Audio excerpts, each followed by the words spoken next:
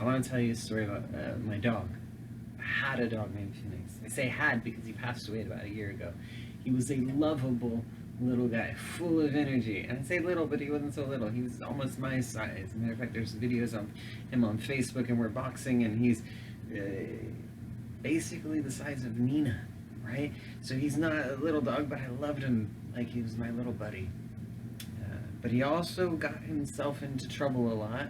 He had this idea that he can just go. He'd run and run. He had all this energy. And so he'd get himself into trouble, and I had to correct him from time to time. I had to guide him. But he was also dependent upon me for food, for nurturing, for protection. And so when he strayed off, I had to bring him back in. And I had to protect him, and I had to feed him. I wanted to because I loved him. There's sometimes I'd lead him to different places, out front mostly on walks, and I would try to put him on the leash and take him on a walk down the street, and he was so curious. He would want to sniff everything and run after every dog, and every tree leaf that moved, he would move with it. And if a person came by, I had to grab hard onto that leash because he wanted to play with that person, but his way of playing was kind of aggressive. And so I had to hone him in. If I'm not watching over him, he has this tendency to stray. That's who Phoenix was. I have a tendency to get distracted by different things. I have a tendency to stray or run off to places I should not go.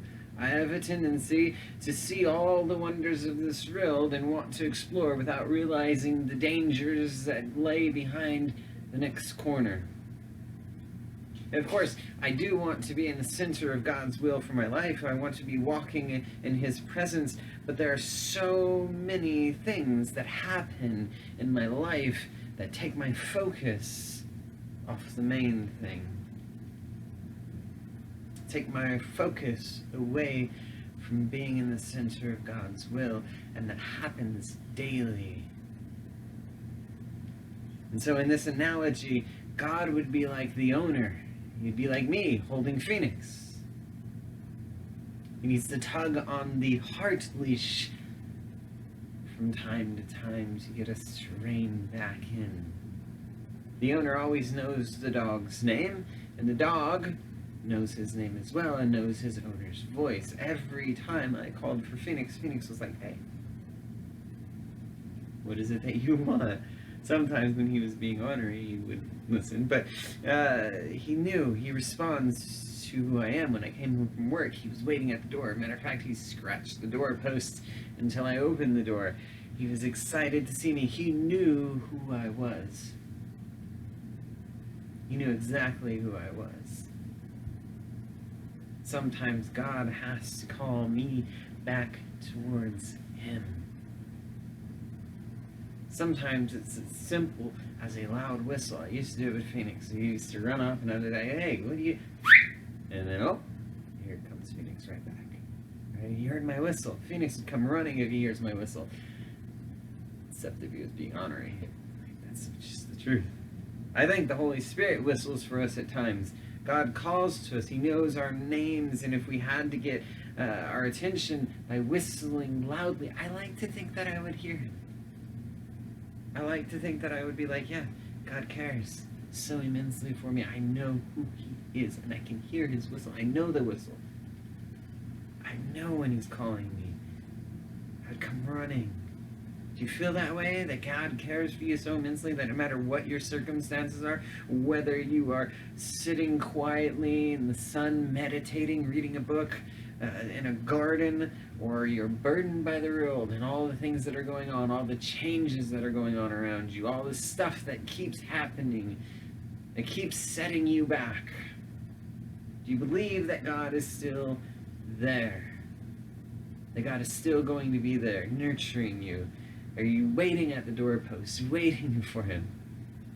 That He will guide you through and meet your needs in every moment of your life. Even if you need a little tug on your heart from time to time, hey, come on back. You're going astray. You're distracted. David used a similar analogy. He talks about the same type of love. We use a different analogy because sheep were his analogy. They were his animal. They were sort of his pets. He knew them. David cared for sheep. That is what he knew. And so he says here, Psalm 23 begins like this, verses 1 through 3. The Lord is my shepherd. I lack nothing. He makes me lie down in green pastures. He leads me beside quiet waters. He refreshes my soul. He guides me along the right paths for his name's sake. The right paths refreshes my soul. David writes from his own experiences as a shepherd. See, he spent lots of time caring for sheep when he was younger. He knew that sheep were completely dependent upon the shepherd for provision, for guidance, for protection. But he doesn't concentrate on their animal-like characteristics, their qualities of the sheep, but rather their ability to follow the shepherd. They knew who cared for them. They knew who provided for them, who gave them comfort, who was going to be there for them when they weren't feeling well. They know who the shepherd is, and the shepherd knows who they are. Yeah, he knows everything about them. They recognize who's leading them down the right path, and they follow. When this is true in our lives, we experience contentment. No matter what our circumstances, no matter what's going on, we experience contentment because the shepherd knows the green pastures, the green grass. And it says here that he leads me by the quiet waters. He refreshes my soul, but it says he makes me lie down in green pastures. I thought about that. What do you mean he makes me? Like, you're going to force me to lie down in green pastures? And I thought about it in the sense of life, like, yes, sometimes we get busy in life and we just moving and we're going about it and it's hectic and it's crazy, and God says, rest. Here's the green pastures. Lie down. Rest. Refresh your soul.